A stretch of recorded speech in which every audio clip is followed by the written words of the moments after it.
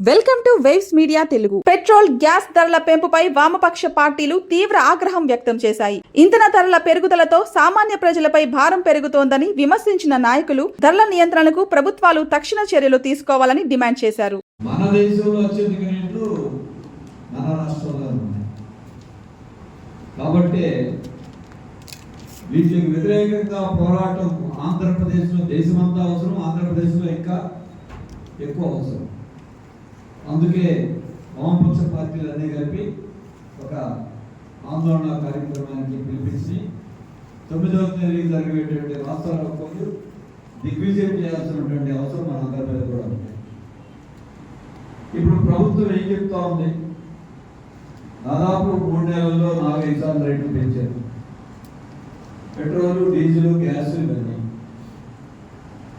ఏమంటే యుద్ధం వచ్చింది, మేమేం చేస్తాం, ప్రపంచం అంతా పెరుగుతున్నాయి, మా చేతిలో ఏముంది, దేశం కోసం దేశభక్తితో ఈ రేట్లన్నీ భరించాలి. ఇది వాడు బీజేపీ చేసే వాదన. ఇది పచ్చి అబద్ధం. యుద్ధం కూడా తోడే మాట నిజమే, కానీ యుద్ధం వల్లే రేట్లు పెరిగింది అనేది పూర్తి నిజం కాదు. అంటే ఒక విధంగా చెప్పాలంటే పెట్రోలు, డీజిల్, గ్యాస్, ఇతర ఉత్పత్తుల రేట్లు పెరగటానికి ప్రధానమైనటువంటి బాధ్యత వహించాల్సింది ప్రపంచంలో సామ్రాజ్యవాదం, ఈ దేశంలో ఉన్న మోడీ బీజేపీ ప్రభుత్వం. వీళ్ళే బాధ్యత. యుద్ధానికి కారణం ట్రంప్, అమెరికా. ఆ యుద్ధానికి, ఆ ట్రంప్కి లొంగిపోయి మోడీ మన దేశ ప్రయోజనాలను తాకట్టు పెట్టింది బీజేపీ, మోడీ. కాబట్టి ఈ ప్రమాదానికి, ఈ భారాలకి, ప్రజల కష్టాలకి వీళ్ళే బాధ్యత వహించాలి. ఈ పాలకులే బాధ్యత వహించాలి. అక్కడ సామ్రాజ్యవాదం, ఇక్కడ ఉన్న పాలకవర్గం. ఇది మామూలు రేట్లు పెరగడం కాదు, కమర్షియల్ బండ, బ్లూ బండ్ అంటారు. ఈ 3 నెలల్లో దాదాపుగా 1,350 రూపాయల పైన రేటు పెరిగింది. 3,500కి చేరుకుంటా ఉంది. అది స్టార్ హోటల్ పడటమే కాదు, రోడ్డు మీద బండివాడు కూడా ఇప్పుడు బ్లూ బండే వాడాలి, లేకపోతే వాళ్ళ దొంగల్లాగా వాళ్ళ దగ్గర బండలు పట్టుకెళ్తున్నారు. ఇంత రేట్లు పెరగటం మనం చూడడం. ఇప్పుడు మన దగ్గర పెట్రోలు 120 రూపాయలకి చేరుకుంటా ఉంది, డీజిల్ 105 రూపాయలకి దగ్గరలో ఉంది. ఇది హైయెస్ట్ ఇప్పటి వరకు ఎప్పుడు మనం చూడాలి. ఈ రేట్లు తక్కువ కాలంలో ఇంత పెట్టడం వల్ల ఇదేదో ఒక పెట్రోల్ బండి ఉన్నటువంటి వాళ్ళకో, కారు ఉన్నవాళ్ళకో, మోటార్ సైకిల్ ఉన్న వాళ్ళకో భారం పట్టడం బాగా. ఈ పెట్రోలియం ఉత్పత్తుల ధరలు పెంచడం అనేది దేశంలో ఉన్న అన్ని రకాల ధరల పెరుగుదలకి ఇవి కారణం. ఒక నిత్యావసర వస్తువుల రేట్లు అన్నిటికీ ఇది దారి తీస్తుంది. గవర్నమెంట్ లెక్కల్లో ద్రవ్యోల్బణం, ఇతర మాటలు ఎన్ని చెప్పినా అవన్నీ వాస్తవ రూపంలో నిత్యావసర వస్తువుల ధరల పెరుగుదలకి కారణమవుతుంది.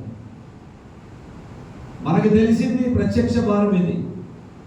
పరోక్షంగా చెప్పాలంటే గ్యాస్ వల్ల మన ఇంట్లో గ్యాస్ వాడుకోవడమే కాదు, గ్యాస్ ఆధారంగా నడిచేటువంటి పరిశ్రమలు అనేకం ఉన్నాయి.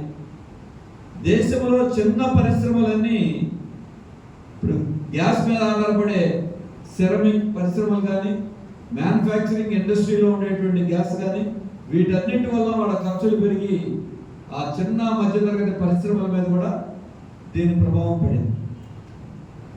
మొన్నే మనకి పాలకి అన్ని కంపెనీలు లీటర్కి 2 రూపాయలు పెంచారు.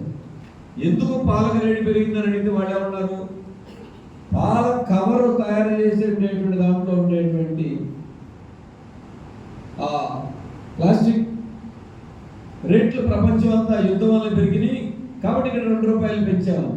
అంటే డైరెక్ట్గా ప్రత్యక్షంగా పడే భారాలే కాకుండా పరోక్షంగా పడేటువంటి భారాలు అనేక రూపాల్లో, భారమే కాదు అన్ని సెక్టార్ల మీద విపరీతంగా పడింది. అందుకే దీని సమస్య ఏదో కొద్దిమంది కన్స్యూమర్స్ ఒక వస్తువు రేటు పెడితే కొద్దిమంది మీద పడుతుంది. ఈ దేశంలో ఉన్న అన్ని తరగతుల మీద, అన్ని రంగాల మీద ప్రత్యక్ష పరోక్ష భారం ఉంటుంది. అందుకే దీనికి వ్యతిరేకంగా ఈరోజు పోరాడాల్సిన బాధ్యత మన మీద ఉంది. అలాగే యుద్ధం వల్ల రేటు పెరిగిందంటున్నారు. ఇది కాదు, మోడీ ప్రభుత్వ విధానాల వల్ల ఈ రేట్లు పెరుగుతున్నాయి. మోడీ బీజేపీ అధికారంలో రాకముందు ఆ రోజు యూపీఏ ప్రభుత్వం ఉంది, మన్మోహన్ సింగ్ ప్రభుత్వం ఉంది. ఆ ప్రభుత్వాలు చేసిన తప్పులైనా అదొక భాగం. కానీ అప్పుడు ఉన్నదేంటి, ప్రపంచంలో ఇవాళ మనం ఎక్కువ భాగం పెట్రోల్, డీజిల్, పెట్రోలియం ఉత్పత్తులన్నీ ఇతర దేశాల నుండి దిగుమతి చేసుకుంటాం.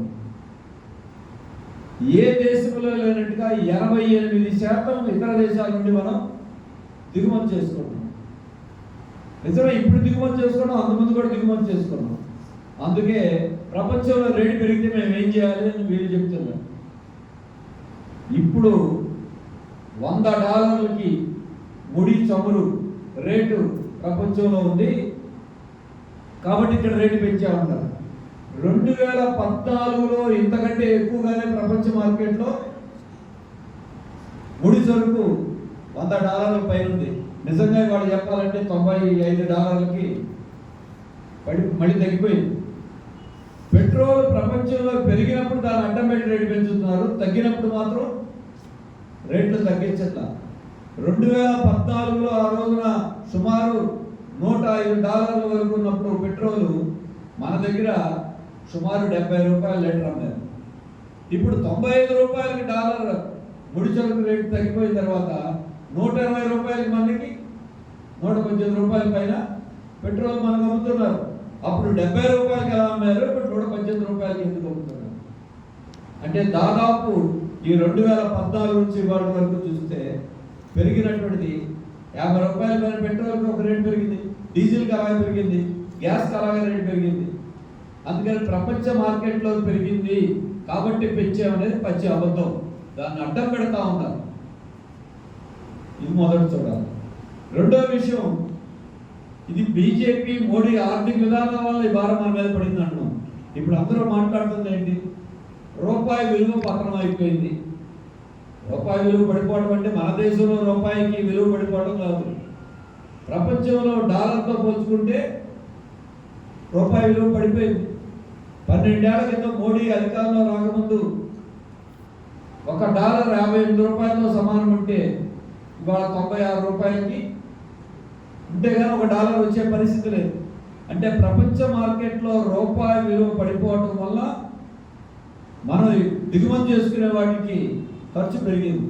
ఈ రూపాయి విలువ పడిపోవడానికి ఎవరు జనం కారణమా?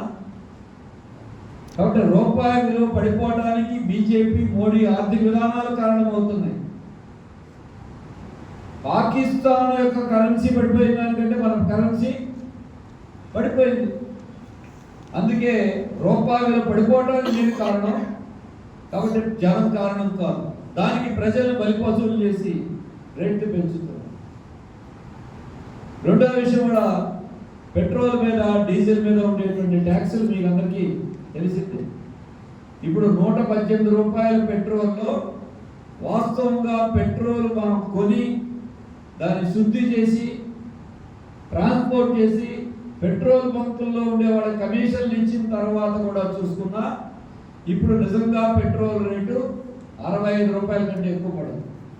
మరి పైదంతా ఏంటి, ట్యాక్స్. మీరు ఒక $100 పెట్రోల్ కొట్టించాలంటే కూడా మీరు గవర్నమెంట్కి సుమారుగా $45 నుంచి $50 వరకు మీరు ట్యాక్స్ కడుతున్నారు ఒక్క లీటర్ మీద. మరి అవును అడిగితే ఏమంటారు, మీరు ట్యాక్సులు కడుతున్నారంటే నాకేమో ఇన్కమ్ ట్యాక్స్ లేదండి అని అంటారు చాలామంది.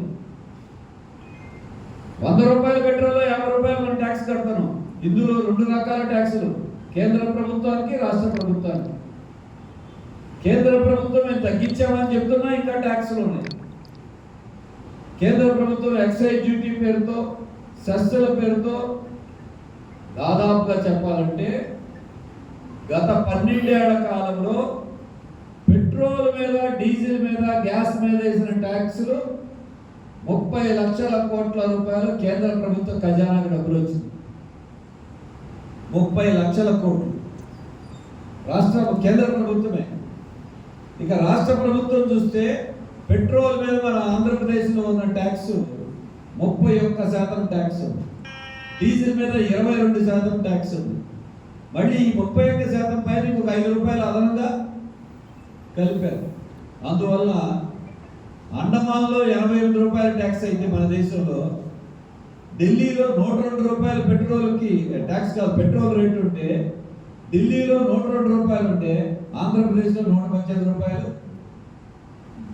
ఎందుకంటే ట్యాక్సులు దేశమంతా ఉన్నాయి, మన ఆంధ్రప్రదేశ్లో ఇంకా ఎక్కువ ఉన్నాయి.